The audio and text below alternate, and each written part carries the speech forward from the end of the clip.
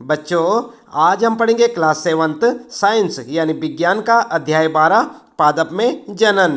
हम आपको बताएंगे बच्चों इस पाठ से संबंधित प्रश्नों के उत्तर। तो चलिए शुरू करते हैं। सबसे पहला प्रश्न है यहाँ पर आपका, रिक्त स्थानों की पूर्ति कीजिए। और सबसे पहले आपके लिए क्या है यहाँ पर, जनक पादप के कायिक भागों से नए पादप के उत्पादन का प्रक्रम कहलाता है। तो क्या कहलाता है यहाँ पर आपको लिखना होगा।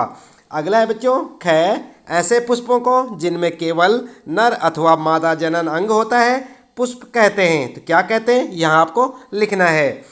फिर आपके लिए ग, पराग कणों का उसी अथवा उसी प्रकार के अन्य पुष्प के परागकोश से वर्तिकाग्र पर स्थानांतरण का प्रक्रम कहलाता है। तो क्या कहलाता है यहाँ आपको लिखना है।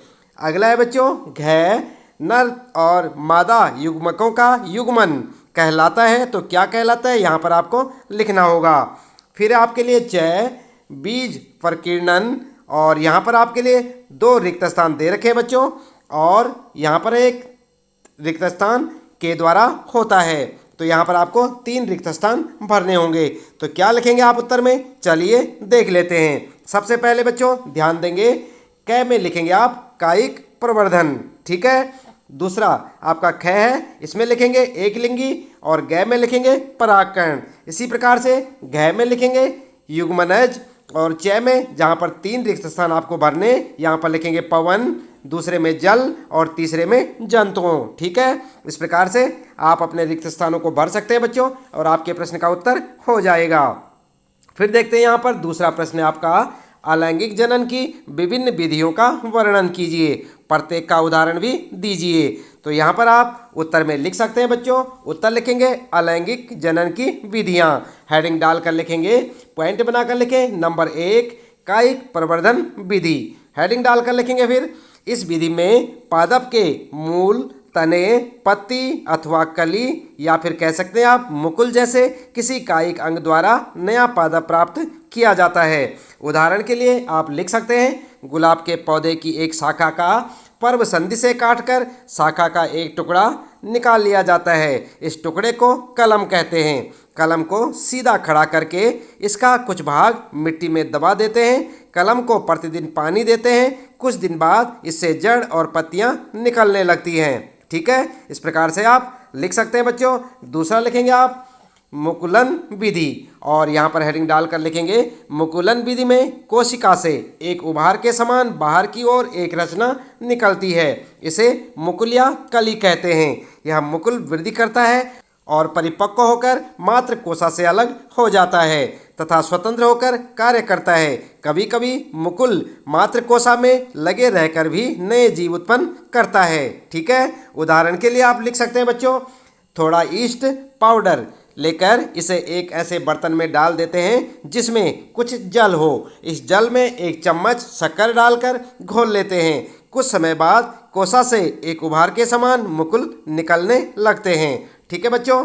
अगला लिखेंगे नंबर 3, खंडन विधि, और यहाँ पर हेडिंग डालकर लिखेंगे, खंडन विधि से अलैंगिक प्रजनन सामान्य रूप से एक कोशीय जीवों में होता है। इस विधि में जीव का शरीर 2 भागों में टूट जाता है। इसमें अनुकूल परिस्थिति में परिपक्व कोशिका का केंद्रक 2 भागों में विभाजित हो जाता है।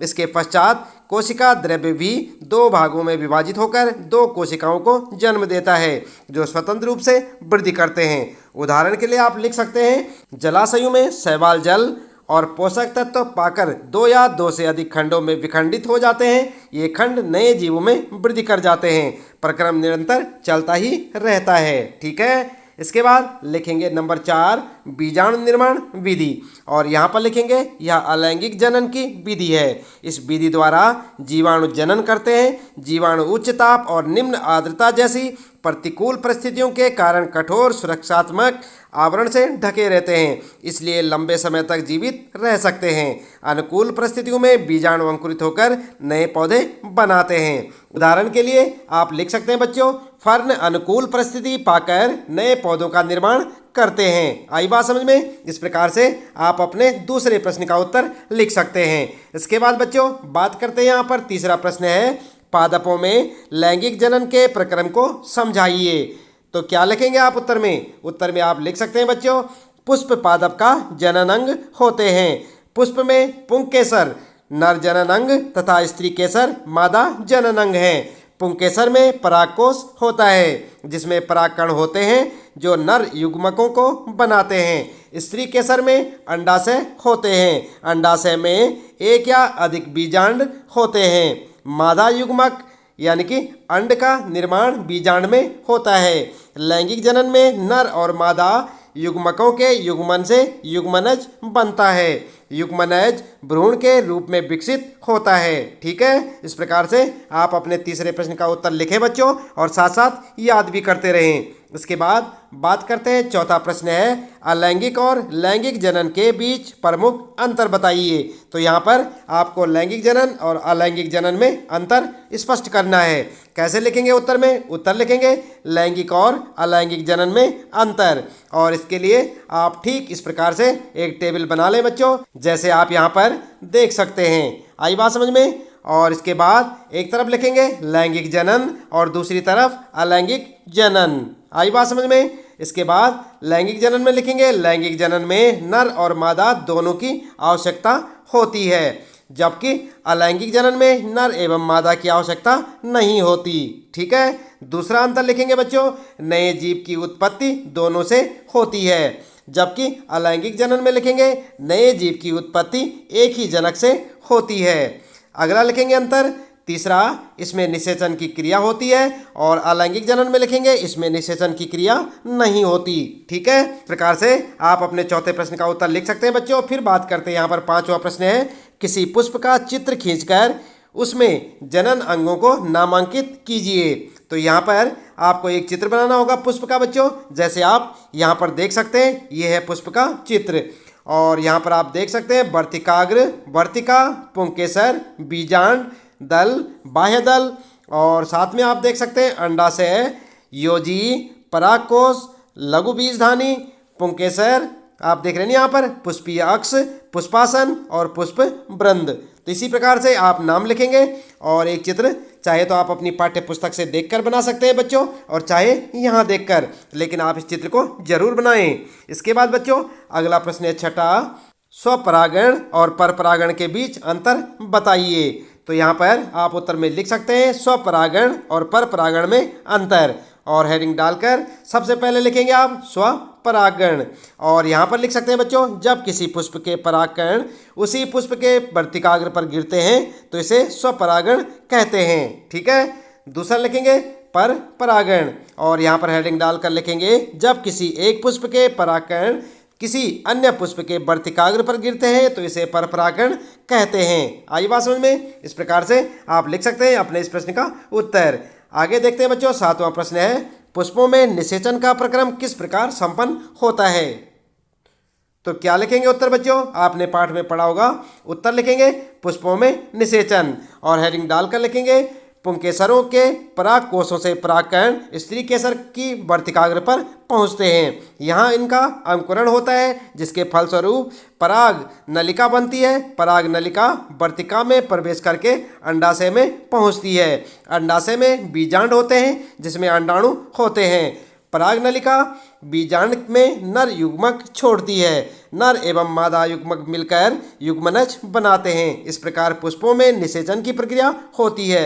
निषेचन के पश्चात बीजांड एवं अंडाशय परिवर्धित होकर क्रमशः बीज एवं फल बनाते हैं। आई बात समझ में? सातवें प्रश्न का उत्तर है बच्चों, आप ठीक इसी प्रकार लिखें और याद भी करते रहें।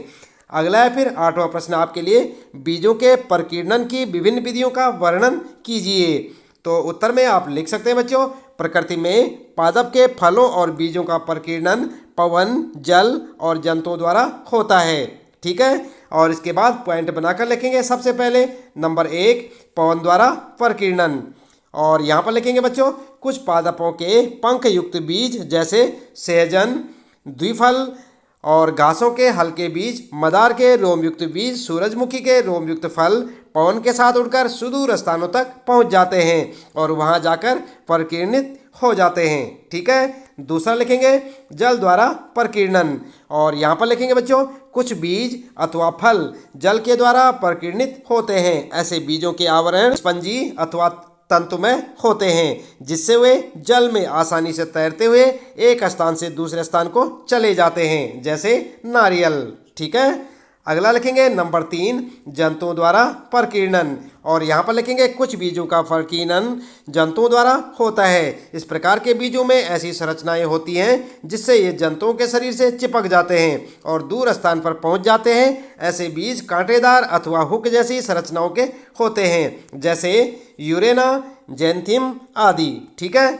इसके बाद अगला प्रश्न है बच्चों 9वां, कॉलम ए में दिए गए शब्दों का कॉलम बी में दिए गए जीवों से मिलान कीजिए। देख रहे हैं ना आप यहाँ पर प्रश्न, और यहाँ पर आप देख सकते हैं बच्चों कॉलम ए और कॉलम बी, इनका आपने मिलान करना है। देख रहे हैं ना आप, कली, मुकुल, आँख, खंडन, पंख और बीजाणु। इधर है मैपिल, स्पाइरोगाइरा, ईस्ट, डबल रोटी की फफूंद, आलू और गुलाब। तो इनका आपने मिलान करना है। किस प्रकार करेंगे आइए देख लेते हैं। आप ठीक इस प्रकार से लिखे, कै के साथ मिलाएंगे आप थर्ड वाला यानी ईस्ट, और खै के साथ आलू। ठीक है। और गै के साथ बच्चों स्पाइरो गायरा। ठीक है। और घै के साथ मिलाएंगे मैपिल। देख रहे ना आप यहाँ पर, और चे के साथ मिलाएंगे डबल रोटी की फफूंद, और आपका मिलान हो जाएगा। ठीक है बच्चों, ठीक इस प्रकार से आप मिलान कर सकते हैं। इसके बाद आता है फिर आपका 10वां प्रश्न है, सही विकल्प पर सही का चिन्ह लगाइए। और क्या है आपके लिए, पादप का जनन भाग होता है उसका, और क्या होगा यहाँ पर आपके लिए ऑप्शन दे रखे हैं, पत्ती, पर्ण, तना, मूल और पुष्प। यहाँ पर आपको सही ऑप्शन चुनना है। क्या होगा बच्चों, उत्तर में आप लिख सकते हैं पुष्प।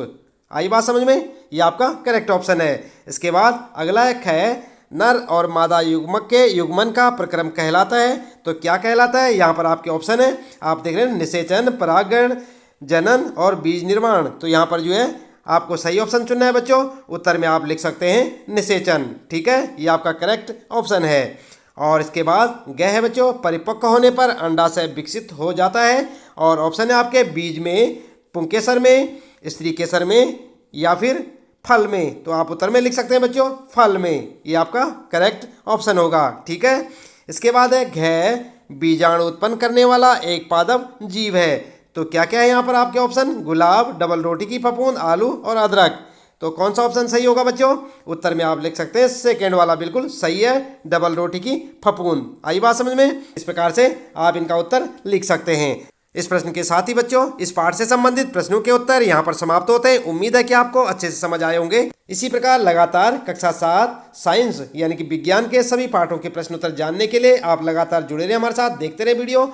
और यदि आप चैनल में पहली बार आए हैं तो चैनल को सब्सक्राइब अवश्य कर दें, बेल आइकन भी दबा दें बच्चों, ताकि आपको आने वाली प्रत्येक पाठ की वीडियो की नोटिफिकेशन मिलती रहे। मिलते हैं फिर अगली वीडियो में नए पाठ के कुछ नए प्रश्न उत्तरों के साथ।